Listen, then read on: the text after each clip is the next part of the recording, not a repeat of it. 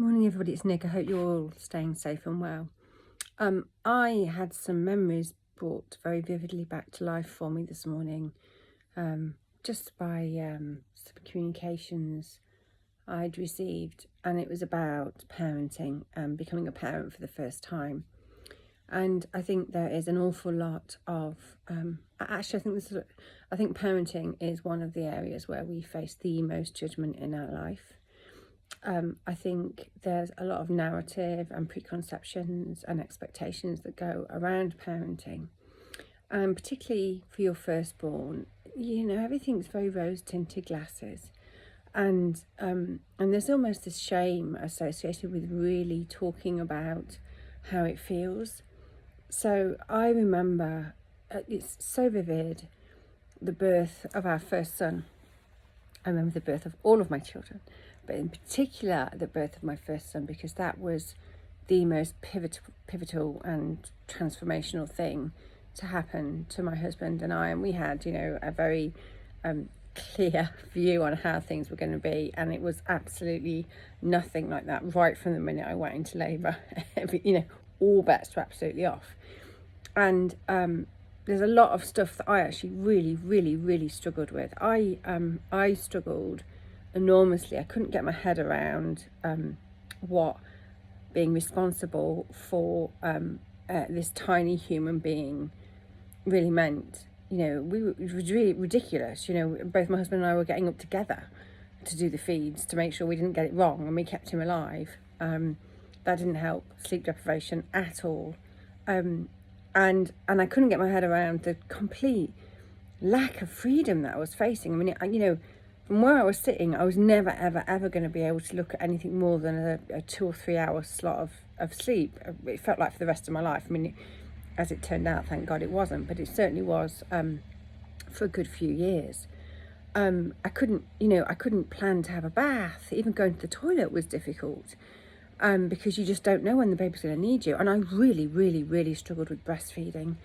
And I know there's a lot of emotive stuff out there around breastfeeding. And honestly, I can't get into it because I think it's a very personal decision that is up to each and every mother. And, I was one of those mothers sat sobbing in the corner because I really struggled with it. It really fucking hurt, quite frankly.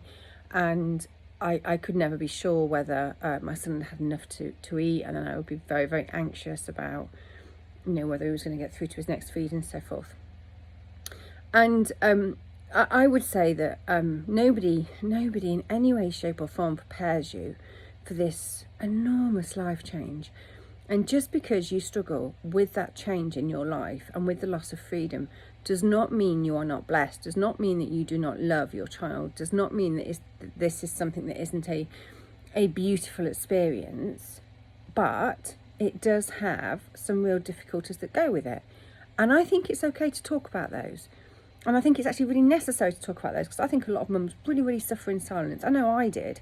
And actually looking back, I think there were probably significant amounts of joy that I probably missed out on with my son, because I felt actually quite ashamed, and I daren't tell people how I really felt, because it might make me look like I was a bad mother, or I hadn't bonded with my child, or I was different to everybody else.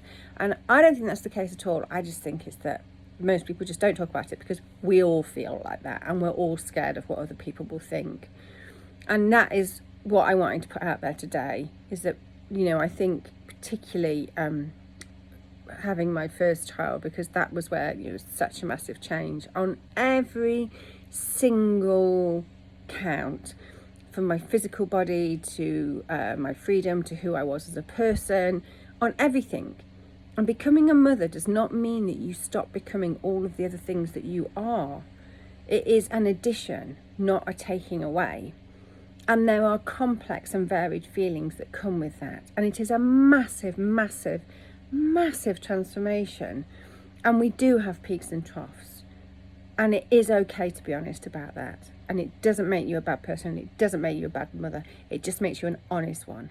And all of these years later, my eldest son is 14. I went on to have 3 children. So obviously it wasn't that bad. Yeah, I went on to have 3 children, and I've got to the point now where honestly, I genuinely don't give a shit about what people may or may not think about my parenting. Because actually, as my husband would say, they're not the ones parenting our children, we are. I'm not a bad parent. I am a different parent, that is for sure, and I'm very happy to be a different parent. And I think I'm the parent, along with my husband, that our children need. And actually, our children are who we need as parents. And that is really as complex as it gets for us. So for any new mums and dads out there, it's okay to have lots of different feelings, because at times it's really fucking hard work. It's the biggest transformation of your life. Give yourselves a break. Do not be afraid to speak honestly about how you feel, because you should. I absolutely guarantee you are not on your own. It's just that most people don't talk about it.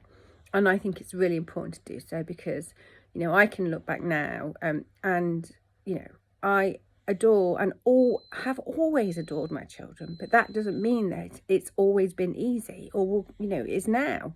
It's different challenges, and I think being honest and being able to speak honestly about it is just so important for our own well-being and our own mental health, and just giving ourselves a break as parents. So try and turn off the outside narrative and just try and reach out, if you can, to people who you can have that safe and open and honest discussion with, and just allow your feelings to flow, and just recognize that this is part of the varied and diverse and beautiful and rich and challenging and all of those things that go with parenting. So I hope that's really of help. Lots of love. Take care. Bye.